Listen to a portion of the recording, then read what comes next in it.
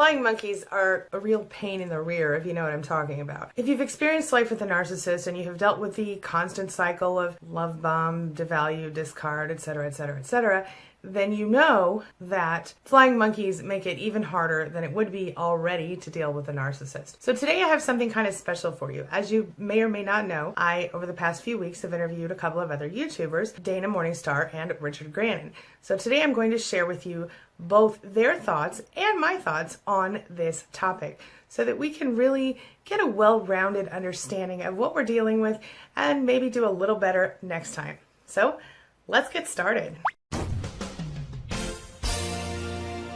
My name is Angie Atkinson, and on this channel I offer free daily video coaching to help you discover, understand, and overcome narcissistic abuse in toxic relationships. I like to call it toxic relationship rehab. So if that sounds good to you, hit that subscribe button and we'll get going. So first I'm going to share with you a quick definition of what a flying monkey is, just in case you don't know.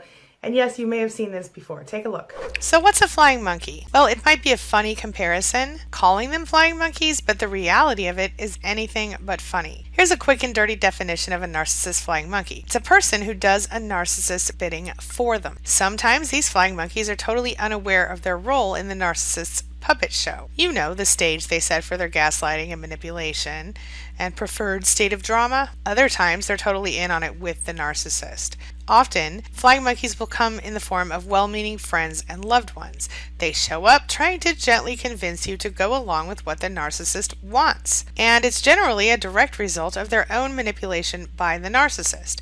See, a toxic narcissist will do anything to get his or her way, including telling lies about you and or others in order to make things go their way. We're going to talk about what the types of flying monkeys are in a little bit more detail. So let's start right here. First, we have the unwitting flying monkey, and that's the person who's just really a nice person and really cares about you, but the narcissist has fooled them into thinking there's something wrong with you and something right with the narcissist. So the narcissist will very often convince like your best friend or your mom or your cousin or your whatever, even their relative who has become very close with you, to help manipulate you. Now that person doesn't believe they're helping to manipulate you. They really think something's wrong and they're really trying to help. But inevitably there are many unwitting flying monkeys involved when a narcissist is around. But even worse than the unwitting flying monkey, in my opinion, is the sort of co-narcissist flying monkey. In some situations, narcissists team up with other narcissists in order to really just get down on the manipulation. Things can get really ugly when two narcissists join forces, you know what I'm saying? And that's partially because when two relentless, abusive manipulators join forces against you, well, you've really got a problem. It happens a lot of the time with couples, between parents and children, or even just among friends. One friend will get the other friends to gang up on you. It's not good. The only thing you can do is go no contact, ideally, or if you must be in that person's life, then you have to get really good at taking control of the situation. So what's the best way to do that? What's the best way to release the flying monkeys, as it were? Well, I'm going to start off today by letting you hear Richard's and Dana's thoughts. So here's Richard. I mean, I've had to deal with one myself last year. You know, when I used to teach self-protection, I would teach like basics to people, and I teach like the core thing that everybody needs to do. And then people would say to me, well, what do you do when the guy comes at you and he wants to punch you with his left hand and his mate wants to kick you with his right foot? And you want to get down to the specifics of everything. And what I found helped the most for me was to come back to basics and go, okay, I need to monitor my own emotional and psychological state, because this is going to be tough. This is going to be triggering. This is just like in childhood when. This is just like in childhood when I wasn't understood, when people were talking badly about me, when I was being bullied, when I was being scapegoated. It's extremely, extremely triggering if you're in a flying monkey situation. So you've got to do your white belt, yellow belt, blue belt basics first of protecting your own emotional state, keeping your perceptions clear, get help, you know, and don't go to your mates or your family and tell them stories about what's going on. Get the help of a third person, an adult professional who can give you some real non-agendered feedback, so that your sense of reality, you can still hold on to something or someone. Mm-hmm. That would be another piece of advice. And here's Dana. Do what you need to do in order to stay safe and sane. So if that means changing your email address, changing your phone number, getting a fake Facebook account if you're on social media, really learning about what people can see on social media. If the flying monkey stuff is more in person, then trying to have a witness to your experience as much as possible, either recording stuff on your phone, or if you're dropping off your child or what have you, doing it in a public place like, I don't know, a McDonald's or something where there's other people around, where it's not, so you're trying to limit the damage that a flying monkey can do. And really so much of this stuff is about anticipating what you think that they might do.